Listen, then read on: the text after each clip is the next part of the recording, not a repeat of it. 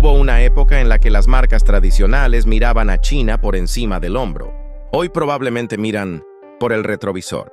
Porque mientras algunos seguían vendiendo la misma receta de siempre, con el mismo motor maquillado, la misma pantalla con lag emocional y el mismo paquete tecnológico cobrado como si viniera bañado en oro, China decidió cambiar completamente las reglas del juego.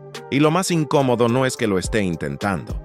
Lo incómodo es que en 2026 muchos de esos autos chinos ya no parecen la alternativa barata. Parecen la amenaza directa.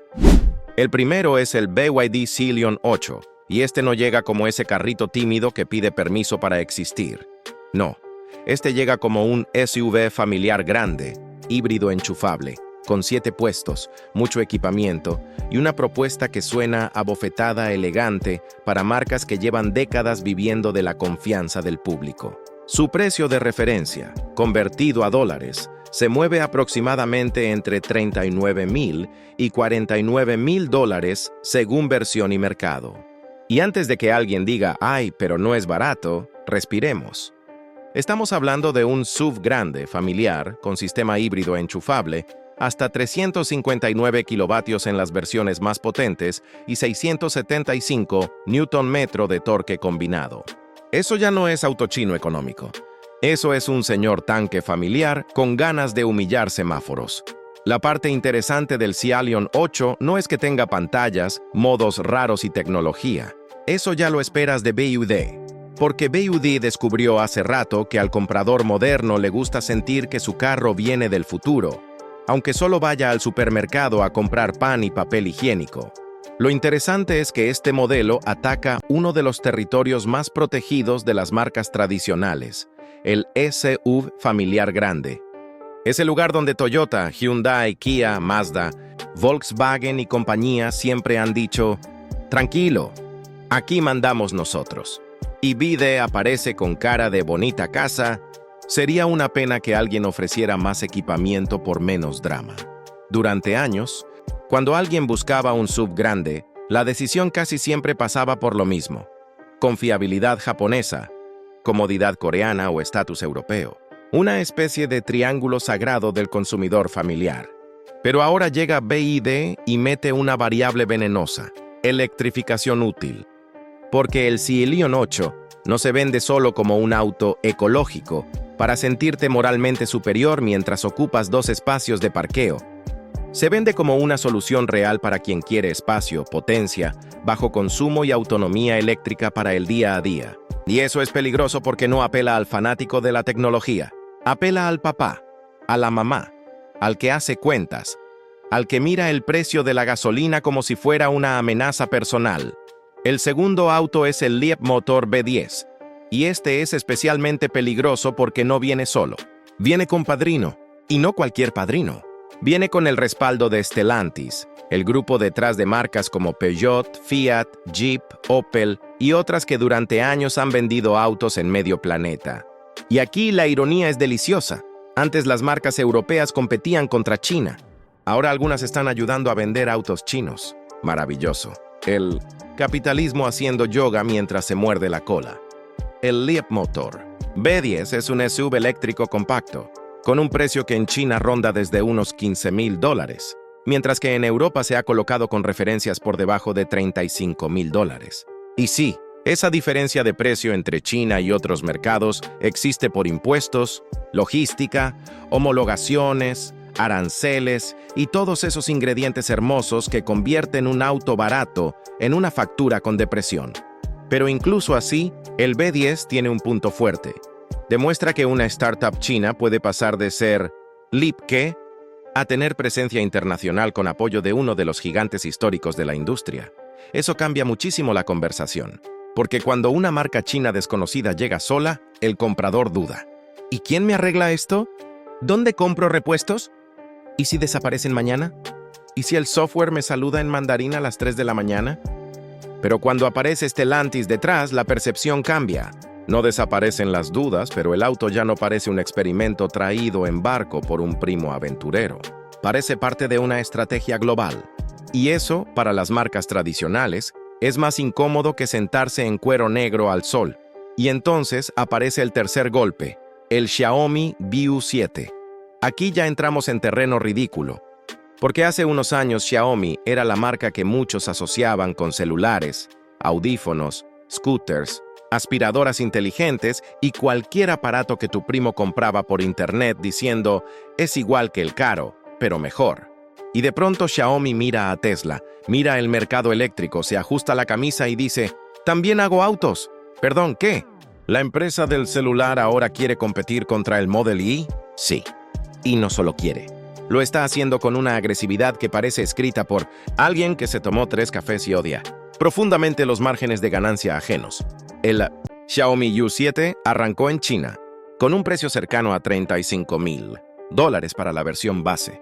Las versiones superiores suben aproximadamente hacia los $39,000 y $46,000. Y lo bestial no es solo el precio, es el paquete.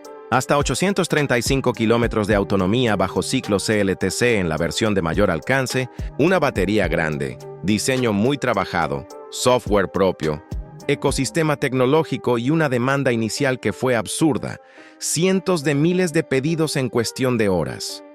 O sea, Xiaomi lanzó un SUV eléctrico y el público reaccionó como si estuvieran regalando entradas para escapar del planeta. Aquí hay que entender algo. Xiaomi no vende solo un auto. Xiaomi vende familiaridad tecnológica. Eso es peligrosísimo, porque para mucha gente un auto eléctrico se siente como un producto tecnológico con ruedas. Y Xiaomi lleva años entrenando consumidores para confiar en sus pantallas, sus interfaces, sus dispositivos y su ecosistema. Cuando una marca así entra al mundo automotriz, no parte desde cero, parte desde tu bolsillo. Ya tienes su celular, su reloj, su cargador, su purificador, su lámpara, su freidora de aire con ansiedad digital. Entonces, cuando te dice, ahora tengo un SUV eléctrico, tu cerebro no responde, ¿quiénes son estos? Responde, otra vez estos metiéndose en mi casa. Y probablemente a buen precio. El cuarto auto es el MG4X, y este es uno de esos casos donde el nombre engaña. Porque mucha gente escucha MG y piensa en una marca británica clásica, con historia, elegancia y ese aire de té a las 5 mientras conduzco por una carretera rural. ¡Qué bonito! ¡Qué romántico! ¡Qué absolutamente incompleto! Porque MG hoy pertenece a SAIC, uno de los gigantes chinos. Es decir, ese logo con olor a tradición europea ahora está siendo usado como misil chino para entrar en mercados globales sin que el comprador promedio entre en pánico. Es branding con pasaporte histórico. Un truco fino, casi descarado. Me encanta. El MG4X apareció en China con un precio desde aproximadamente $14,700 e incluso con promociones cercanas a $13,700. Y aquí viene la parte que hace que uno levante la ceja. Algunas versiones incorporan batería semisólida de 53,9 kWh, con autonomía de hasta 510 kilómetros en ciclo CLTC, mientras que otras versiones con batería LFP de 64,2 kWh prometen hasta 610 kilómetros CLTC. La potencia va desde 125 kilovatios hasta 150 kilovatios. Dependiendo de la versión. No estamos hablando de un carrito eléctrico triste para ir a comprar pan con miedo de no volver. Estamos hablando de un SUV eléctrico compacto con tecnología de batería seria a precio de sedán básico en muchos mercados. La palabra semisólida suena a ciencia ficción de concesionario. Lo sé. Suena como algo que diría un vendedor mientras te señala un póster futurista y evita hablar de la financiación. Pero lo importante aquí no es que el consumidor promedio entienda toda la química de la batería. Lo importante es la señal. China está bajando tecnologías avanzadas a segmentos más accesibles. Lo que antes parecía reservado para autos premium empieza a aparecer en modelos de precio agresivo. Y cuando eso pasa, todo el mercado se reajusta. El quinto auto es probablemente el más irónico de todos, el Chery QQ3 EV. Y aquí necesito que hagamos memoria. El nombre QQ no siempre fue sinónimo de sofisticación. Para muchos, el viejo QQ era el carrito barato, pequeño, criticado, burlado, casi convertido en meme antes de que los memes tuvieran plan de pensiones. Era el tipo de auto que algunos miraban con ternura y otros con crueldad. Pero ahora Chery revive ese concepto como eléctrico. Y de repente el chiste empieza a reírse de quien se reía. El nuevo Chery QQ3 EV llega con precios de preventa cercanos a $10,000 y $13,000 en China, dependiendo de la versión.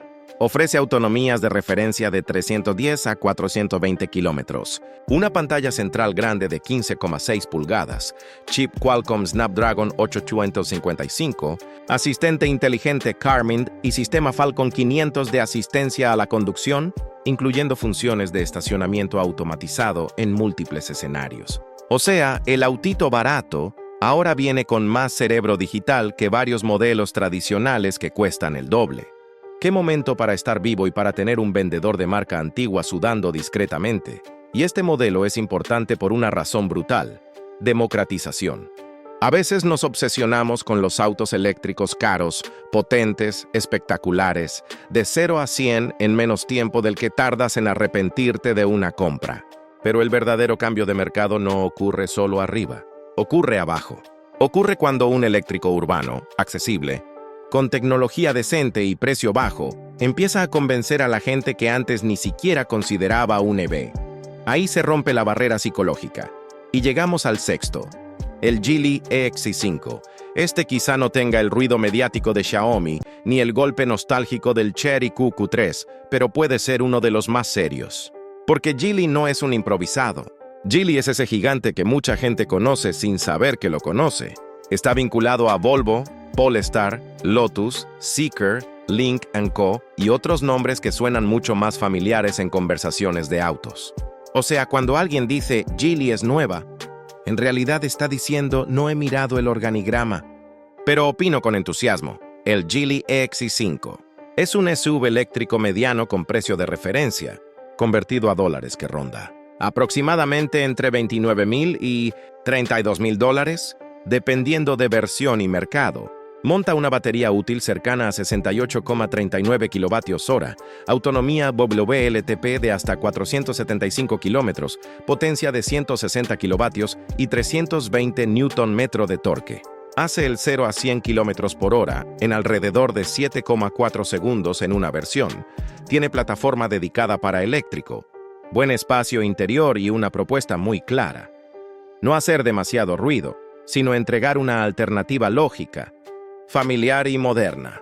Y ese tipo de auto a veces es más peligroso que el extravagante, porque el extravagante genera titulares, pero el lógico genera ventas. El X5 no necesita parecer una nave espacial ni prometer que te va a preparar café mientras predice tus emociones. Necesita ser competente, espacioso, eficiente, bien equipado, con autonomía suficiente, con garantía razonable, con precio competitivo. En otras palabras, necesita atacar el centro del mercado, donde vive el comprador real, ese que no está buscando un juguete de lujo, sino una decisión que no lo haga llorar cada fin de mes. Así que la próxima vez que alguien diga yo jamás compraría un auto chino, está bien. Nadie tiene que comprar algo que no le convence.